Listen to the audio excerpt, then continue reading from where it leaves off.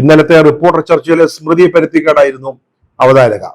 സ്മൃതി ഈ എഡിറ്റോറിയല് ഉന്നയിച്ചുകൊണ്ട് 96-ലെ അന്നത്തെ CPM-ന്റെ നിലപാട് ചൂണ്ടിക്കാണിച്ചുകൊണ്ട് ആദ്യത്തെ ചോദ്യം ഉന്നയിച്ചത്. CPM-നെ പ്രതികരിച്ചു വന്ന വി വാസിഫ്, അദ്ദേഹം DYFI-യുടെ പ്രസിഡന്റാണ്, അദ്ദേഹത്തോടായിരുന്നു ചോദ്യം. പക്ഷെ അദ്ദേഹത്തിന് കൃത്യമായ മറുപടി അല്ലെങ്കിൽ അതിനൊരു വിശദീകരണം നൽകാൻ സാധിച്ചില്ല. ആ ചർച്ചയിൽ പങ്കെടുത്തത് കൊണ്ടാണ് ഞാൻ വളരെ വ്യക്തമായിട്ട് പറയുന്നത്. അവസാനം അവതാരകയെ കുറെയൊക്കെ അധിക്ഷേപിച്ചും മറ്റെന്തൊക്കെയോ പറഞ്ഞും കുറച്ച് ഒച്ച വെച്ചും ബഹളം വെച്ചും അദ്ദേഹം വിഷയം തിരിച്ചുവിടാനാണ് ശ്രമിച്ചത്. അതേസമയം മുസ്ലിം ലീഗിനെ പ്രതികരിച്ച് ചർച്ചയിൽ പങ്കെടുത്ത PK നവാസ്, ചെറുപ്പക്കാരനാണ്, ഈ യൂത്ത് ലീഗിന്റെ ഒരു ഭാരവാഹി നേതാവാണ് നവാസ്. അദ്ദേഹം കേരളത്തിൽ മാത്രമല്ല ദേശീയ തലത്തിൽ തന്നെ CPM എത്രത്തോളം ജമായത്തെ ഇസ്ലാമിയുമായിട്ട് സഹകരിച്ചു പ്രവർത്തിക്കുന്നു എന്നുള്ളതിന്റെ നിരവധി ഉദാഹരണങ്ങൾ ചൂണ്ടിക്കാട്ടി. 1996-ലെ മുഖപ്രസംഗം ഉദ്ധരിച്ചത് കൂടാതെ ഇപ്പോഴും ഈ സമയത്തും ഈ അടുത്ത കാലത്തും വഖഫ് നിയമ ഭേദഗതി വിരുദ്ധ സമരം നടക്കുന്ന സമയത്ത് പോലും അഖിലേന്ത്യാ തലത്തിൽ CPM-ഉമായിട്ട് സഹകരിച്ച് ജമായത്തെ ഇസ്ലാമി പ്രവർത്തിക്കുന്നതിന്റെ ദൃഷ്ടാന്തങ്ങൾ അദ്ദേഹം തെളിവുകൾ സഹിതം ഈ ചർച്ചയിൽ ചൂണ്ടിക്കാട്ടുകയുണ്ടായി. 2024-ലെ ലോക്സഭാ തെരഞ്ഞെടുപ്പിൽ രാജസ്ഥാനിലെ സിക്കാറിൽ നിന്ന് ജയിച്ച അവിടുത്തെ CPM-ന്റെ സംസ്ഥാന സെക്രട്ടറി അമ്ര റാം, അദ്ദേഹത്തിന് ജമായത്തെ ഇസ്ലാമിയുടെ പിന്തുണ ഉണ്ടായിരുന്നു. 2024-ലെ ലോക്സഭാ തെരഞ്ഞെടുപ്പിന്റെ കാര്യമാണ് പറയുന്നത്. അദ്ദേഹം അതിന് നന്ദി പറയുന്നതിന്, ജമായത്തെ ഇസ്ലാമി നൽകിയ സഹായത്തിന്, പിന്തുണയ്ക്ക്, വോട്ടിന് നന്ദി പറയുന്നതിന് വന്നപ്പോൾ അവിടുത്തെ ജമായത്തെ ഇസ്ലാമിയുടെ അമീർ, സംസ്ഥാന തലത്തിലെ അധ്യക്ഷൻ മുഹമ്മദ് നസീമുദ്ദീനോടൊപ്പം ഇരിക്കുന്ന ഒരു ചിത്രം, അത് നവാസ് ഈ ചർച്ചയിൽ ഉന്നയിക്കുകയുണ്ടായി, അല്ലെങ്കിൽ ഉയർത്തിക്കാട്ടുകയുണ്ടായി. അതുപോലെ തന്നെ CPM-ന്റെ രാജസ്ഥാൻ സംസ്ഥാന കമ്മിറ്റി സീതാറാം യെച്ചൂരിയുടെയും പശ്ചിമ ബംഗാൾ മുഖ്യമന്ത്രിയായിരുന്ന ബുദ്ധദേവ് ഭട്ടാചാര്യയുടെയും സ്മരണാർത്ഥം സംഘടിപ്പിച്ച ഒരു ചടങ്ങ്, ഒരു അനുസ്മരണ ചടങ്ങ്, അതിൽ ഈ നസീമുദ്ദീൻ പ്രസംഗിക്കുന്ന ചിത്രം. അതുപോലെ തന്നെ 2019-ലെ തെരഞ്ഞെടുപ്പിൽ കോയമ്പത്തൂരിൽ നിന്ന് CPM സ്ഥാനാർത്ഥിയായി ജയിച്ച PR നടരാജൻ, അദ്ദേഹത്തെ ആ തെരഞ്ഞെടുപ്പിൽ ജമായത്തെ ഇസ്ലാമി സഹായിച്ചിരുന്നു. അവരുടെ വോട്ടുകൾ നടരാജനാണ് കൊടുത്തത്. അപ്പോൾ നടരാജൻ അതിന് നന്ദി പറയുന്നതിന്, തെരഞ്ഞെടുപ്പിൽ തനിക്ക് ലഭിച്ച സഹായത്തിന്, വോട്ടുകൾക്ക് നന്ദി പറയുന്നതിന് ജമായത്തെ ഇസ്ലാമിയുടെ നേതാക്കളെ സന്ദർശിച്ചപ്പോഴത്തെ ചിത്രം. പിന്നീട് ബംഗാളിലെ കൽക്കത്തയില് വഖഫ് നിയമ ഭേദഗതി വിരുദ്ധ സമരം നടക്കുന്നു, ഒരു സംയുക്ത സമരം. അവിടെ CPM-ന്റെ സംസ്ഥാന സെക്രട്ടറി മുഹമ്മദ് സലീമും അവിടുത്തെ ജമായത്തെ ഇസ്ലാമിയുടെ അമീർ മഷിയൂർ റഹ്മാനും ഒന്നിച്ച് ഈ സമര രംഗത്ത് ഇരിക്കുന്ന ചിത്രം.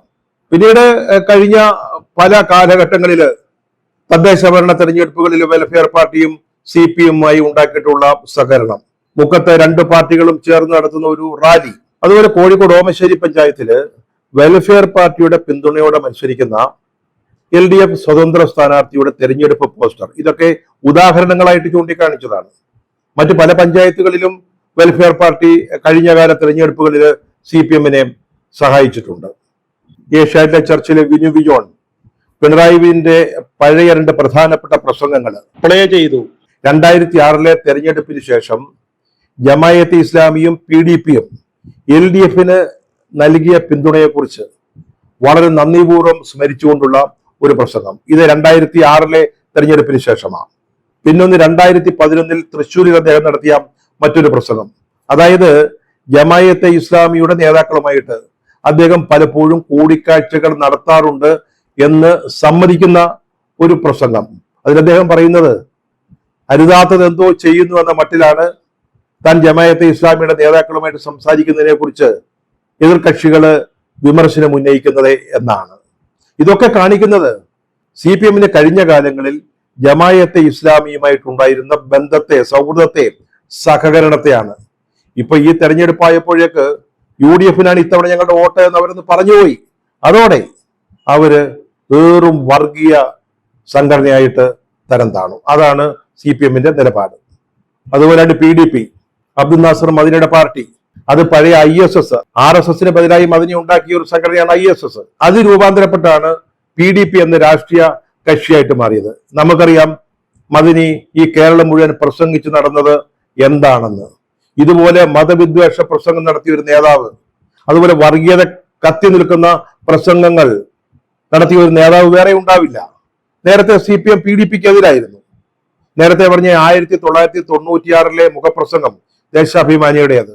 അതിൽ PDPയെ പറ്റി വിശേഷിപ്പിക്കുന്നത്, അല്ലെങ്കിൽ ദേശാഭിമാനി പറയുന്നത്, മുസ്ലിം ലീഗിന്റെ കയ്യാളായ PDP എന്നാണ്. അന്ന് ജമായത്ത് ഇസ്ലാമിയുമായിട്ടാണ് CPMന് ബന്ധമുണ്ടായത്. അപ്പൊ PDP പുറത്താ, തൊട്ടുകൂടാത്തവരാ. അപ്പോൾ PDP മുസ്ലിം ലീഗിന്റെ കയ്യാളായിട്ട് മാറി.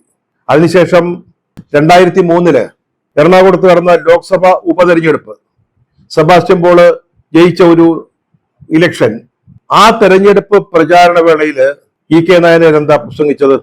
മദനിയെ കുറിച്ച്. മദനിയെ അറസ്റ്റ് ചെയ്ത് തമിഴ്നാട് പോലീസിനെ ഏൽപ്പിച്ചത് ആരാ? ഞങ്ങളുടെ ഗവൺമെന്റ് ആണെന്ന് വീരസ്യം പറഞ്ഞ ആളാണ് EK നായനാര്.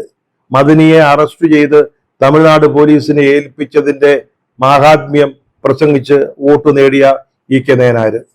അത് കഴിഞ്ഞ് 2010 ആയപ്പോഴേക്ക് PDP മാറി. PDP 24 സ്വർണമായിട്ട് രൂപാന്തരപ്പെട്ടു. അന്ന് ശംഖുമുഖത്ത് നൽകിയ സ്വീകരണത്തിൽ പിണറായി വിജയനും കോടിയേരി ബാലകൃഷ്ണനും സംബന്ധിച്ചു. അതിനുമുമ്പ് 2009 ലോക്സഭാ തെരഞ്ഞെടുപ്പ്, പൊന്നാനി മണ്ഡലത്തിൽ ഹുസൈൻ രണ്ടത്താണിയാണ് മത്സരിക്കുന്നത്, LDFന്റെ സ്വതന്ത്രൻ. അവിടെ പിണറായി വിജയൻ പ്രസംഗിക്കാൻ പോയി. ആ യോഗത്തിൽ മദനിയുമായിട്ട് വേദി പങ്കിടുന്നതിന് പിണറായി വിജയൻ യാതൊരു വിഷമമുണ്ടായിരുന്നില്ല. നായനാരുടെ സർക്കാർ അറസ്റ്റ് ചെയ്ത് തമിഴ്നാട് പോലീസിനെ ഏൽപ്പിച്ചു കൊടുത്ത മദനിയുമായി ഒരേ വേദിയിൽ സംസാരിക്കുന്നതിന് അദ്ദേഹത്തിന് തടസ്സമേതും ഉണ്ടായില്ല. അന്ന് മദനി ആ സമ്മേളന സ്ഥലത്തെത്താൻ അല്പം വൈകി, 1 മണിക്കൂർ വൈകി. പിണറായി വിജയൻ അദ്ദേഹത്തിന്റെ പ്രസംഗത്തിന് ശേഷം മദനി എത്തുന്നതിന് 1 മണിക്കൂർ അവിടെ കാത്തിരുന്നു. ഈ അടുത്ത കാലത്ത് CPMന്റെ കണ്ണൂരിലെ ഏറ്റവും പ്രധാനപ്പെട്ട നേതാവായ P ജയരാജൻ ഒരു പുസ്തകം എഴുതി പ്രസിദ്ധീകരിച്ചു. കേരളത്തിലെ മുസ്ലിം രാഷ്ട്രീയം, പൊളിറ്റിക്കൽ ഇസ്ലാം, അതൊക്കെയാണ് അതിന്റെ വിഷയം. അതിൽ അദ്ദേഹം മദനിയെ വിശേഷിപ്പിക്കുന്നത് വർഗീയതയുടെ ബ്രാൻഡ് അംബാസിഡർ എന്നാണ്. ബാബരി മസ്ജിദ് വീണതിന് ശേഷം ആ സാഹചര്യം മുതലെടുത്ത് ന്യൂനപക്ഷ സമുദായക്കാർക്കിടയിൽ വർഗീയ വികാരം വളർത്തുന്നതിൽ പ്രധാന പങ്കുവഹിച്ച ആളായിരുന്നു മദനി എന്ന് P ജയരാജൻ പറഞ്ഞു. അടുത്ത കാലത്ത്, ഒരുപക്ഷെ 5-6 മാസങ്ങൾക്ക് മുമ്പ് നടന്ന കഥയാ. മുഖ്യമന്ത്രി പിണറായി വിജയനാണ് ആ പുസ്തകം പ്രകാശനം ചെയ്തത്. പക്ഷെ മാസങ്ങൾ കഴിഞ്ഞപ്പോഴേക്കും PDP പീഡിപ്പിക്കപ്പെട്ടവരുടെ പാർട്ടിയായിട്ട് മാറി. പീഡിപ്പിക്കപ്പെട്ടവരുടെ ഡെമോക്രാറ്റിക് പാർട്ടി. വളരെ ദയനീയമാണത്രേ അവരുടെ സ്ഥിതി. അതുകൊണ്ട് അവരുടെ 10 വോട്ട് വാങ്ങിക്കുന്നതിൽ യാതൊരു പ്രശ്നവുമില്ലെന്നാണ് ഗോവിന്ദൻ മാഷ് പറയുന്നത്. എന്തിന്? ജമായത്തെ ഇസ്ലാമിയെക്കാളും വെൽഫെയർ പാർട്ടിയെക്കാളും മുന്തിയ ഇനമായ SDPയുമായിട്ട് CPM കാലാകാലങ്ങളിൽ കൂട്ടുകെട്ടുണ്ടാക്കിയിട്ടില്ലേ? കഴിഞ്ഞ തദ്ദേശ ഭരണ തെരഞ്ഞെടുപ്പുകളിൽ തന്നെ സഖ്യത്തിലായിരുന്നില്ല. പല ജില്ലകളിലും പല പഞ്ചായത്തുകളിലും. മലപ്പുറത്തെ 5-6 പഞ്ചായത്തുകളിൽ അവർ ഒന്നിച്ച് മത്സരിച്ചിട്ടുണ്ട്. പത്തനംതിട്ട മുനിസിപ്പാലിറ്റിയില് അവർ സഹകരിച്ചിരുന്നത്. ഇപ്പോഴും SDPIയുടെ 3 സ്വതന്ത്രരുടെ പിന്തുണയിലാണ് അവിടുത്തെ മുനിസിപ്പൽ ഭരണം നടക്കുന്നതെന്നാണ് ഞാൻ മനസ്സിലാക്കുന്നത്. ഇപ്പൊ സംഗതി ഇത്രയേ ഉള്ളൂ. LDFന് വോട്ട് ചെയ്യാമെന്ന് പറഞ്ഞാൽ, LDFനെ സഹായിച്ചാൽ ഏത് പാർട്ടിയും മതനിരപേക്ഷ കക്ഷിയായിട്ട് മാറും. അല്ലെങ്കിലോ വർഗീയ കക്ഷിയാവും. ഇനി വോട്ട് ചെയ്താലോ സഹായിച്ചാലോ ആവശ്യം കഴിയുമ്പോൾ എടുത്ത് കറിവേപ്പില പോലെ എടുത്ത് കളയുകയും ചെയ്യും. അതാണ് സാധാരണഗതിയിൽ CPM ചെയ്തുകൊണ്ടിരിക്കുന്നത്. സഖ്യകക്ഷിയായ CPIയും വലിയ വ്യത്യാസമൊന്നുമില്ല.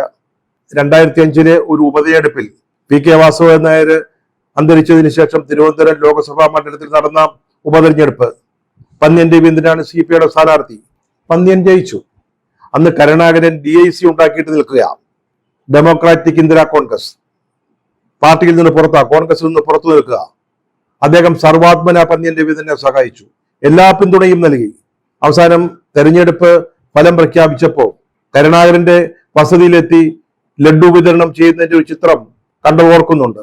പക്ഷെ 3 ദിവസം കഴിഞ്ഞപ്പോ CPIയുടെ സംസ്ഥാന സെക്രട്ടറി വെളിയം ഭാർഗവന്റെ ഒരു പത്രസമ്മേളനത്തിൽ ഇതേപ്പറ്റി ചോദിച്ചപ്പോൾ അദ്ദേഹം പറഞ്ഞത്, DICയെ പറ്റി പറഞ്ഞത്, തൊട്ടാൽ കുളിക്കണം എന്നാണ്.